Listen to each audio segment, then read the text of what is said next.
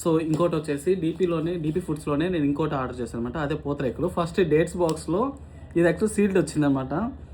ఇది చూడంగా నేను షాక్, అసలు డేట్స్ ఎందుకు వచ్చాయి, నేను డేట్స్ ఆర్డర్ చేయలేదు కదా అని. బట్ ఇది ఓపెన్ చేసి చూస్తే ఇందులో పూతరేకులు ఉన్నాయన్నమాట. సో ఇది చాలా స్వీట్ అనిపిస్తుంది కాబట్టి నేను ఇప్పుడు ఏం తిని ఎలా ఉంది అని చెప్పలేను రివ్యూ, లేదంటే ఒకసారి ట్రై చేద్దాం ఎలా ఉంది ఏంటని.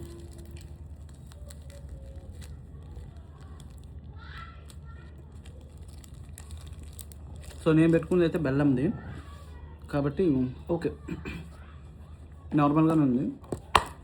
అండ్ ఇంకోటి వచ్చేసి ఇది కూడా వాళ్ళ దగ్గర డీపీ వాళ్ళ దగ్గర పెట్టాము.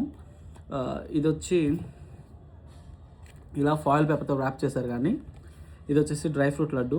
నేను ఆల్రెడీ ఒకటి తిన్నాను, సంథింగ్ ఏదో స్మెల్ అయితే వస్తుంది నాకు. ఐ డెంట్ ఫీల్ ఫ్రెష్ అనమాట. ఇట్స్ ఓకే, నార్మల్గా షాప్లో ఉన్నట్టే ఉంది. అండ్ ఈ బాక్స్లో ఇదొక బాక్స్లో కజ్జికాయలు పంపించారు. సో ఇది వచ్చేసి కజ్జికాయలు, ఇది వచ్చి కజ్జికాయల బాక్స్ అనమాట.